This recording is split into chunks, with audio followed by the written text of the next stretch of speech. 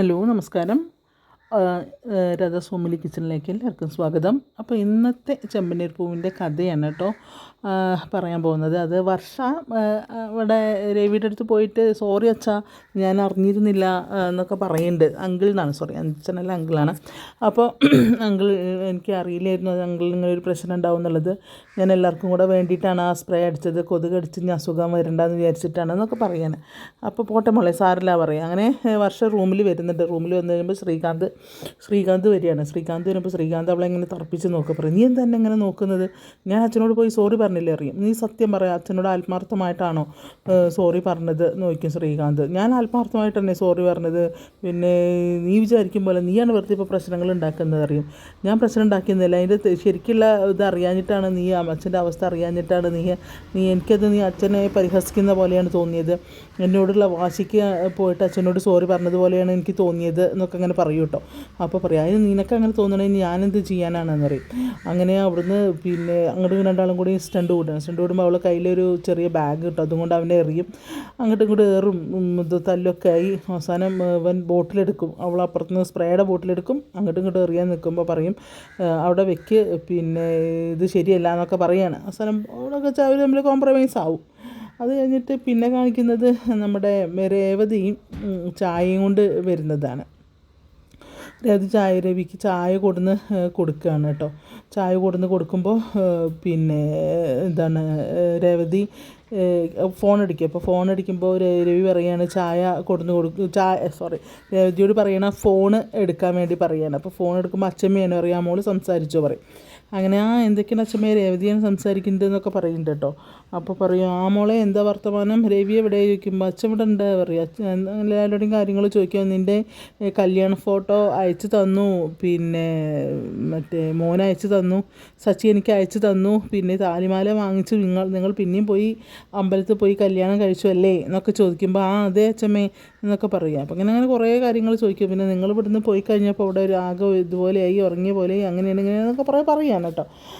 അത് കഴിഞ്ഞ് സംസാരിച്ച് രവി എവിടെ ചോദിക്കുമ്പോൾ അച്ഛന് പിന്നെ ചെറിയൊരു അസുഖം എന്ന് പറയുമ്പോഴേക്കും രവി ഇങ്ങനെ കൈ കൊണ്ട് എടുക്കുമ്പോണ്ടാ പറയണ്ടെന്ന് പറയും. അപ്പോൾ പറയണ്ടെന്ന് പറയുമ്പോൾ പറയും എന്തേ ചോദിക്കും, ഒന്നുമില്ല അച്ഛന് കുഴപ്പമൊന്നുമില്ല, അച്ഛൻ ഇവിടെ ഉണ്ടെന്ന് പറയും.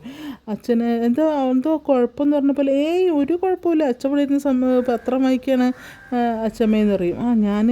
അച്ഛനെന്തോ രവിക്കെന്തോ പ്രശ്നമായതുപോലെ തോന്നിയത് എന്ന് പറയുമ്പോൾ ഇല്ല ഒന്നുമില്ല എന്ന് പറയും. അപ്പോഴേക്കും സച്ചിയും വരും. അപ്പോൾ ആരാ അച്ഛമ്മയാണോ ചോദിക്കും. അപ്പോൾ അച്ഛമ്മയാണ് പറയും കേട്ടോ. അപ്പോൾ ഞാൻ അച്ഛമ്മോട് സംസാരിക്കുക, എന്തൊക്കെയുണ്ട് മോനെ വിശേഷങ്ങൾ, നീ മാലയൊക്കെ വാങ്ങി കൊടുത്തൂല്ലേ, നീ ഫോട്ടോ അയച്ചെന്ന് നല്ല ഭംഗിയുണ്ട് കാണാൻ എന്നൊക്കെ അങ്ങനെ പറയുകയാണ് അച്ഛമ്മ കേട്ടോ. അത് കേട്ടൊരു സച്ചി ചിരിക്കുന്നുണ്ട് കേട്ടോ. അത് കഴിഞ്ഞിട്ട് പറയും, പിന്നെ നീ ഒരു കാര്യം നമ്മളെല്ലാവരും കൂടെ പൊങ്കലിന് വന്നപ്പോൾ നമ്മളെല്ലാവരും കൂടെ എടുത്ത ഫോട്ടോ ഉണ്ടല്ലോ, അതൊന്ന് ഫ്രെയിം ചെയ്ത് ആ ഫോട്ടോയും നിങ്ങളുടെ കല്യാണ ഫോട്ടോയും കൂടെ ഫ്രെയിം ചെയ്തിട്ട് എനിക്ക് ഇങ്ങോട്ട് അയച്ചു താമോനെ എന്ന് പറയും. അപ്പോൾ ഞാൻ അയച്ചു തരാമെന്ന് പറയുകയാണ് കേട്ടോ. അപ്പോൾ അച്ഛനോന്ന് ചോദിക്കും. ഇവിടെ ഉണ്ട്, അച്ഛനതിൻ്റെ ഇടയ്ക്ക് തീരെ വയ്യാണ്ടായി എന്ന് പറയുമ്പോഴേക്കും അതെയോ എന്താ എൻ്റെ മോന് പറ്റി, എന്താ അസുഖം, എന്താ വയ്യാണ്ടായി ചോദിക്കുമ്പോൾ രവി പിന്നെ പറയുമ്പോണ്ടത് ഒന്നുമില്ല അറിയും. അതല്ല എന്തോ പ്രശ്നമുണ്ട്, എന്താ എൻ്റെ മോന് പറ്റി, എന്തിനാ ഹോസ്പിറ്റലിൽ കൊണ്ടുപോയത് പറയുമ്പോൾ അച്ഛമ്മേ ഒന്ന് കൊണ്ടുപോയി ഫുൾ ബോഡി ചെക്കപ്പ് നടത്തി, ഒരു കുഴപ്പമില്ല എന്ന് പറയും. അപ്പോൾ സമാധാനം, ഞാൻ വിചാരിച്ചു മോനെന്തോ അസുഖമായി എന്നുള്ളത് പറയുമ്പോൾ കുഴപ്പമൊന്നുമില്ല, ഇവിടെ ഇരിക്കുന്നുണ്ട്, കൊടുക്കണോ ചോദിക്കും. വേണ്ട മോനെ ഞാൻ പിന്നെ സംസാരിച്ചോളാം, പിന്നെ രവി ഞാൻ പിന്നെ വിളിച്ചോളാം എന്നിങ്ങനെ പറയുകയാണ് കേട്ടോ. അത് കഴിഞ്ഞ് ശരി അച്ഛമ്മേന്ന് പറഞ്ഞിട്ട് ഫോണിലേക്ക് ഞാൻ ഫോട്ടോസൊക്കെ ഞാൻ വേഗം ഫ്രെയിം ചെയ്ത് അയച്ചു തരാം എന്ന് പറഞ്ഞിട്ട് അങ്ങനെ ഫോൺ കട്ട് ചെയ്യാൻ. അങ്ങനെ രവി പിന്നെ ഞാനിപ്പോൾ പറഞ്ഞിരുന്നു അച്ഛമ്മോട് അച്ഛൻ്റെ കാര്യം എന്ന് പറയും. അപ്പോൾ പറയണ്ട, അമ്മയ്ക്ക് വിഷമാവുള്ളത്, അമ്മ തനിച്ചല്ലേ ഉള്ളൂ അവിടെ, വിഷമാവുള്ളത് പറയും. ഇനിയിപ്പോൾ ഞാൻ പറഞ്ഞില്ലെങ്കിലും ഇവൾ പറയും അച്ഛമ്മോട്, എന്നിട്ട് പിന്നെ ഞാൻ പറഞ്ഞില്ല എന്ന് പറഞ്ഞിട്ട് അച്ഛമ്മ എന്നെ ചീത്ത പറയും എന്നറിയട്ടോ. അപ്പോൾ രവി ഇങ്ങനെ കണ്ണുരുട്ടും. പിന്നെ നമ്മളന്ന് പൊങ്കലിന് പോയപ്പോൾ എടുത്ത ഫോട്ടോ അല്ലേ അത് ഫ്രെയിം ചെയ്ത് അച്ഛമ്മയ്ക്ക് കൊടുക്കാൻ വേണ്ടി പറഞ്ഞിട്ടുണ്ട്. പിന്നെ പറയും മോനെ ഒരു കാര്യം ചെയ്ത് നീ ഫ്രെയിം ചെയ്യുമ്പോൾ 2 ഫ്രെയിം ചെയ്തോ, ഒന്ന് നമുക്ക് ഇവിടെയും വെക്കാറിയും. അപ്പോഴേക്കും ചന്ദ്ര അങ്ങോട്ട് പറയും, എന്തിനാ അവിടെ വെക്കുന്നത്, ഇവിടെ ചുമരിൽ കണ്ടിക്കണ്ടൊന്നും തൂക്കണ്ട എന്നറിയും. അപ്പോൾ പറയും എന്താ കണ്ട് തൂക്കുന്നത് എന്നറിയും. അപ്പോൾ രവി പറയും അത് കാണുമ്പോൾ തന്നെ എല്ലാവർക്കും ഒരു സന്തോഷമാവില്ലേ, നമുക്ക് ഇവിടെ പരസ്പരം തമ്മിൽ പൊട്ടിത്തെറി ഉണ്ടാകുമ്പോൾ ആ ഫോട്ടോ നോക്കിയാൽ മതി, അപ്പോൾ അതിലാ നിമിഷങ്ങളൊക്കെ ഓർമ്മ വരുമെന്ന് പറയും. പിന്നെ വലിയ നിമിഷങ്ങൾ എന്നൊക്കെ പറയും. അപ്പോൾ രേവതി എടുത്ത് കഴിയും, ആ ഫോട്ടോ വെക്കുന്നതല്ലേ, അതിൽ ഞാനും ശശിയേട്ടനുണ്ടല്ലോ, അതുകൊണ്ടാണ് ആ ഫോട്ടോ വെക്കണ്ടെന്ന് പറയുന്നത് എന്നറിയും. അതിനെല്ലാവരും ഇല്ലേ അതിൽ, പിന്നെന്താ നോക്കും ദേവി. അപ്പോൾ അറിയും ഇവരുടെ കല്യാണ ഫോട്ടോ, അതുകൊണ്ടാണ് ഞങ്ങളുടെ കല്യാണ ഫോട്ടോ ഇവിടെ വെക്കണ്ടെന്ന് പറഞ്ഞത്, ചുമര് വൃത്തികേടാവും എന്ന് പറഞ്ഞത് എന്നൊക്കെ പറയും കേട്ടോ. അവളെന്തോ പറഞ്ഞോട്ടെ, നിങ്ങളത് കണക്കാക്കൊന്നും വേണ്ട, നിങ്ങൾ ഫോട്ടോ കൊടുത്ത് ഇവിടെ തൂക്കാൻ നോക്ക് എന്നൊക്കെ പറയുകയാണ്. അപ്പോൾ പിന്നെ ചന്ദ്രയ്ക്ക് പിന്നൊന്നും പറയാൻ നിവർത്തിയില്ല. രവി അങ്ങനെ ഇതായിട്ട് പറയുമ്പോൾ പിന്നൊന്നും നിവർത്തിയില്ല. പിന്നെയും കണകണമെന്നൊക്കെ പറയുന്നുണ്ട്.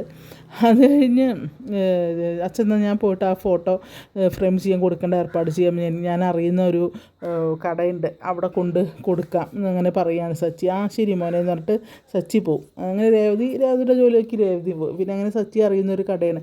അപ്പോൾ ആ പിന്നെ അവിടേക്ക് ചെല്ലുകയാണ് കേട്ടോ, ഫോട്ടോയൊക്കെ എടുക്കുന്ന ഒരു സ്റ്റുഡിയോ ആണ്. അപ്പോൾ അങ്ങോട്ട് ചെല്ലുമ്പോൾ ആ സച്ചി നീ എത്ര കാലമായി ഇങ്ങോട്ട് വന്നിട്ട് എന്നൊക്കെ പറയും. എന്തൊക്കെയുണ്ട് വിശേഷം എന്നൊക്കെ ചോദിക്കും. അപ്പോൾ എടാ എനിക്ക് 2 ഫോട്ടോസൊക്കെ പിന്നെ ഫ്രെയിം ചെയ്യാണ്ട് വലുതാക്കി തരണം, അത് പറ്റുമോ എന്ന് ചോദിക്കും. അപ്പോൾ പറയും എന്താടാ നീ ഫോട്ടോ അങ്ങോട്ട് അയക്കി ഞാൻ നോക്കട്ടെ പറയും. ശരി പറഞ്ഞിട്ട് അങ്ങനെ ഫോട്ടോ അയച്ചു കൊടുക്കട്ടോ. ഫോട്ടോ അയച്ചു കൊടുത്തിട്ട് പിന്നെ എന്താ ചോദിക്കുമ്പോൾ ഇതെന്താടാ നിൻ്റെയും ഭാര്യയുടെയും കല്യാണം അപ്പോൾ കഴിഞ്ഞിട്ടുള്ളൂ ചോദിക്കുമ്പോൾ, നിങ്ങളെ കല്യാണം കഴിഞ്ഞിട്ട് കുറേ കാലമായില്ലേ എന്ന് പറയും. അതാ അന്ന് ഞാൻ ഫോട്ടോസൊന്നും എടുത്തില്ലടാ, അതാ ഇപ്പോൾ ഫോട്ടോസൊക്കെ എടുത്തത്, നന്നായിട്ടില്ലേ ചോദിക്കും കേട്ടോ. അപ്പോൾ ആ നന്നായിട്ടുണ്ട്, നല്ല ഫോട്ടോസാണ് എന്നൊക്കെ പറയാൻ. അപ്പോൾ പറയും ഇത് ഫ്രെയിം ചെയ്ത് വലുതാക്കി ഫ്രെയിം ചെയ്യണം കേട്ടോ എന്ന് പറയും. പിന്നെ ഇത് ഒന്ന് ഞങ്ങളുടെ ഫാമിലി ഫോട്ടോ ആണ് പറയും. അപ്പോൾ അത് കമ്പ്യൂട്ടറിലിട്ട് ഇങ്ങനെ നോക്കുന്ന സമയത്ത് ഇതൊക്കെ ആരാ നിൻ്റെ ബന്ധുക്കളാണോ എന്ന് ചോദിക്കും. അപ്പോൾ പറയും എൻ്റെ അച്ഛനും അമ്മയൊക്കെയാണ്, നീ അവരെ കണ്ടിട്ടില്ല അല്ലേ, അതാണ് എൻ്റെ അമ്മയാണ് അറിയും. ഇത് നിൻ്റെ അമ്മയാണോ ചോദിക്കും. അതേന്ന് പറയും. അപ്പോൾ ഇയാളുടെ ഭാവമൊക്കെ ആകെ മാറണം. പറയും എന്താടാ എന്ത് പറ്റിയെന്ന് ചോദിക്കും. ഒന്നുമില്ലടാ പറയും. അല്ലടാ പറ എന്താ പ്രശ്നം എന്ന് ചോദിക്കും.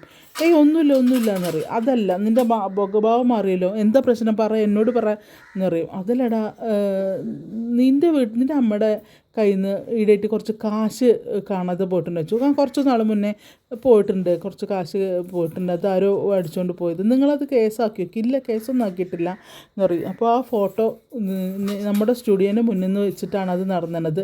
അതിൻ്റെ CCTV നമുക്ക് ഞാൻ കാണിച്ചു തരാമെന്നിട്ട് അങ്ങനെ അയാൾ അതിൻ്റെ CCTV ദൃശ്യങ്ങൾ ഇവനെ കാണിച്ചു കൊടുക്കുക. അപ്പോൾ 2 പേര് ബൈക്കിൽ വന്ന് ഹെൽമെറ്റ്, ഒരാൾ മുഖം മറിച്ചിട്ടുണ്ട്, ഒരാൾ ഹെൽമെറ്റ് വെച്ചിട്ടുണ്ട്. അങ്ങനെ വന്നിട്ട് നമ്മുടെ കയ്യിൽ നിന്ന് ബാഗ് വാങ്ങിയിട്ട് ബൈക്കിൽ പോകുന്നിട്ട് അങ്ങനെ തിരിച്ച് ബാഗ് വലിച്ചെറിയുന്നതും അല്ല പൈസ എടുത്തിട്ട് ബാഗ് വലിച്ചെറിയുന്നതൊക്കെയാണ് CCTVയിൽ കാണുന്നത് കേട്ടോ. അതിൽ പറയും ഇതാരാന്ന് മനസ്സിലാവുന്നില്ലല്ലോടാ, മുഖം മറിച്ചത് കാരണം ആരാന്ന് മനസ്സിലാവുന്നില്ലല്ലോ എന്ന് പറയും. പക്ഷേ എടാ ഈ CCTV എൻ്റെ സ്റ്റുഡിയോൻ്റെ പിന്നിലും ഈ CCTV വെച്ചിട്ടുണ്ട്, അവിടെ അവരുടെ മുഖം നല്ല ക്ലിയർ ആയിട്ട് കാണാം, അത് ഞാൻ നിനക്ക് കാണിച്ചു തരാമെന്ന് പറയണേ. അത് കാണുമ്പോൾ ആൻ്റണിയും നമ്മളുടെ മറ്റേ എന്താ പറയുക നമ്മളുടെ ആങ്ങളെയാണ്, അത് രേവതിയുടെ അനിയനുണ്ടല്ലോ, എന്താ പേര് പറയുന്നുണ്ട്, അവർ 2 പേരുമാണ്. അതിൽ അവനാകെ അന്തം മുട്ട് നിൽക്കുകയാണ്. നീ അറിയോ ഇവർ വയ്ക്കുമ്പോൾ, ഇല്ല നിൻ്റെ അടുത്ത് നീ ഒരു കാര്യം ചെയ്യേ, പിന്നെ ഈ ഫോട്ടോസ് ഈ വീഡിയോ നീ എനിക്ക് എൻ്റെ ഫോണിലേക്ക് അയച്ച് കാട്ട്. അപ്പോൾ അയാൾ പറയും ഞാനിത് പോലീസിലൊന്നും കൊടുത്തില്ല, കാരണം എനിക്കിതിൻ്റെ പിന്നാലെ തൂങ്ങി നടക്കാനൊന്നും വയ്യ, അത് കാരണം ഞാനിത് പോലീസിലൊന്നും കൊടുത്തിട്ടില്ല എന്നറിയും. അപ്പോൾ പറയും നീ ഒരു കാര്യം ചെയ്യുക, ഈ വീഡിയോ എൻ്റെ ഫോണിലേക്ക് അയച്ചിട്ട് നീ ഏതാണ്ട് ഡിലീറ്റ് ചെയ്ത് കളഞ്ഞേക്ക്, ആരും കാണിക്കേണ്ട, ആരോടും പറയും വേണ്ട എന്ന് പറയും സച്ചി കേട്ടോ. അങ്ങനെ അത് ഡിലീറ്റ് ചെയ്ത് കളയാനുള്ള ഏർപ്പാടൊക്കെ ആക്കി സച്ചി ആകെ സങ്കടപ്പെട്ട് തരിച്ച് നിൽക്കുകയാണ്. കാരണം രേവതിയുടെ അനിയനാണ്, അവരിങ്ങനെ പൊന്നുപോലെ കൊണ്ട് നടക്കുന്നതാണ് ആ ചെക്കനാണ് ഇവൻ്റെ കൂടി നാശാവുന്നത്.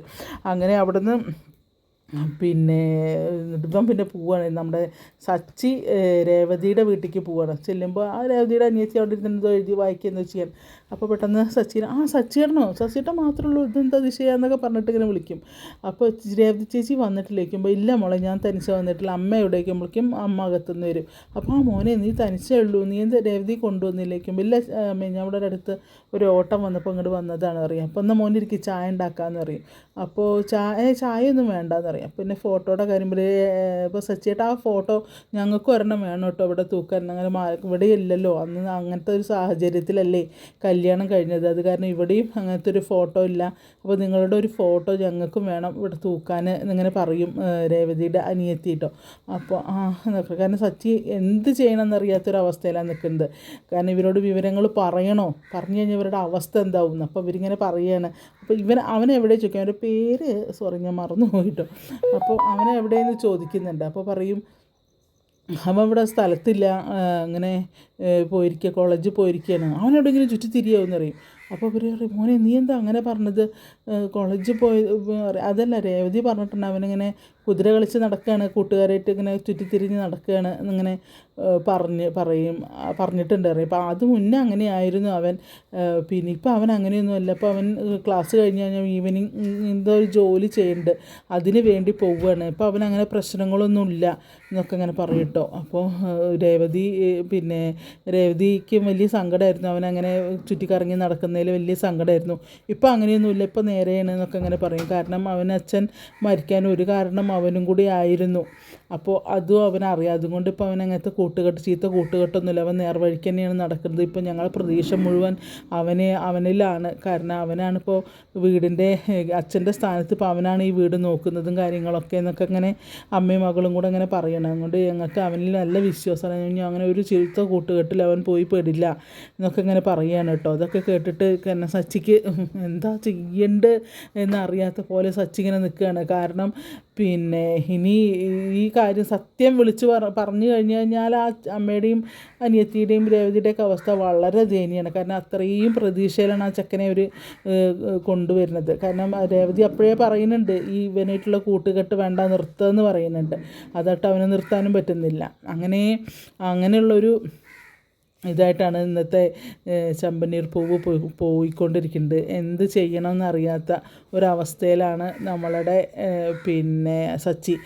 കാരണം പ്രതി രേവതിയുടെ അനിയനായതുകൊണ്ടും ആണ്. ഇനിയിപ്പോൾ അത് സച്ചിയുടെ വീട്ടിൽ തന്നെ കഴിഞ്ഞാൽ പിന്നെ രേവതിനെ എല്ലാവരും കൂടെ ഇട്ട് പൊരിക്കും. അതും പിന്നെ പറയാണ്ടിരിക്കാതാവാൻ പറ്റില്ല. അപ്പോൾ ഇവൻ ചോദിക്കുന്നുണ്ട് എന്താന്ന് ഇപ്പോൾ നേരത്തെ പോകുന്നത്, ഇന്ന് പൂക്കടയിലേക്ക് ഉണ്ട്, രാവിലെ പോയി ഇനി വൈകുന്നേരം പോയാൽ മതി എന്നൊക്കെ ഇങ്ങനെ പറയുന്നുണ്ട് കേട്ടോ. അപ്പോൾ അങ്ങനെയൊക്കെയാണ് ഇന്നത്തെ ചെമ്പനീർ പൂവ് പോയത്. അതുകൊണ്ട് ആരും മിസ് ചെയ്യാണ്ട് കാണാം. അപ്പോൾ എല്ലാവർക്കും നല്ലൊരു ദിവസം നേർന്നുകൊണ്ട് താങ്ക് യു.